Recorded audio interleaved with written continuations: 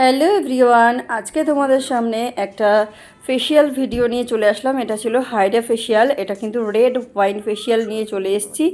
আর দেখো, তোমাদের স্কিনটা দেখিয়ে দিচ্ছি যে কতটা খারাপ অবস্থা ছিল স্কিনের। আর এই হাইড্রা ফেশিয়ালটা করার পরে তার রেজাল্টটা কী আসলো তোমরা কিন্তু পুরো ভিডিওতে দেখতে পারবে। আর যারা যারা হাইড্রা ফেশিয়াল করতে পারো না তাদের জন্য কিন্তু এই ভিডিওটা খুবই উপকারী হবে।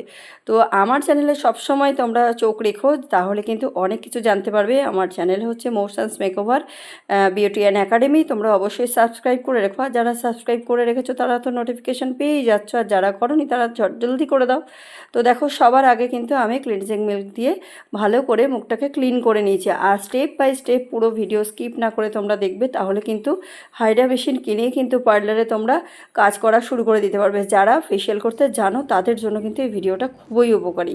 তো দেখো, তারপরে কিন্তু আমি ক্লিনজিং মিল্কের পরে কিন্তু ডিট্যান প্যাক দিয়ে দিয়েছি, কারণ প্রচণ্ড ট্যান আছে মুখে। আর ফেসে শুধু দিইনি, এটা কিন্তু আমরা গলাতেও দিয়ে দিয়েছি। আর ডিট্যান প্যাকটা আমরা কিন্তু রাফ করে তারপরে উঠিয়ে দেব ফেস থেকে। দেখো, এখন ক্লিন করে দিচ্ছে ভালো করে, একদম ক্লিন হয়ে যাবে। আর অনেকটাই, যতটা সম্ভব ততটাই কিন্তু ওঠানো যায়। ট্যানের যদি লেয়ার এখন 4-5টা পড়ে থাকে, সেটা কিন্তু একদিনে সম্ভব না 4-5টা লেয়ারকে একদিনে তুলে দেওয়া। তারপরে কিন্তু আমরা রেড ওয়াইনের যে স্ক্রাবটা যায়, সেই স্ক্রাবটা কিন্তু ইউজ করে নিচ্ছি। আর এখানে দেখো, স্ক্রাবটা আমরা বেশ কিছুক্ষণ বলতে 2-3 মিনিট রেখে তারপর কিন্তু হালকা হাতে রাব করে দিচ্ছি। ভিডিওটা একটু তাড়াতাড়ি দেখাচ্ছি, কারণ হচ্ছে অনেক বড় ভিডিও তোমরা তো দেখতেই চাইবে না, অনেক বড় ভিডিও লেন্দি লাগে সবার কাছে। তো সেই কারণে কিন্তু একটু শর্টেই দেখিয়ে দিচ্ছি।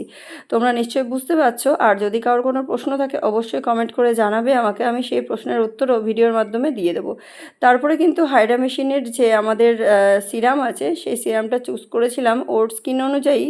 যেটা ABC থাকে, সেখানে কিন্তু বি সিরামটা আমি চুজ করেছিলাম।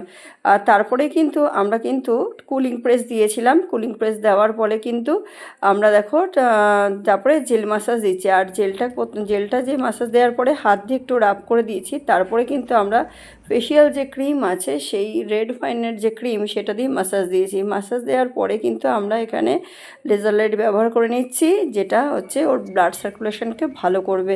তো সেই কারণে কিন্তু আমরা এই লাইটটা ইউজ করার পরে তারপরে কিন্তু আমরা ফেস মাস্ক পরে দিয়ে দিয়েছি। ফেস মাস্কটা কিন্তু আমরা অবশ্যই কুলিং করে তারপরে কিন্তু তুলবো। এটা দেখো তুলে নিচ্ছি। আর আমরা এখানে কিন্তু LED লাইটটা ব্যবহার করিনি। আর কেন করিনি সেটার জন্য তোমরা কমেন্ট করো যে কেন এখানে LED লাইটটা ব্যবহার হয়নি। আর এরপরে দেখো, ফেশিয়াল যখন ফিনিশ হয়ে গেল তখন কিন্তু রেড ওয়াইনের যে সিরামটা আসে, সেই সিরামটা কিন্তু আমি ভালো করে ম্যাসাজ করে একদম মুখে বসিয়ে দিলাম। আর তোমরাই বলো, প্রথম যে স্কিনটা এসছিল তার থেকে কি বেটার রেজাল্ট পেলো হাইড্রা ফেশিয়ালে?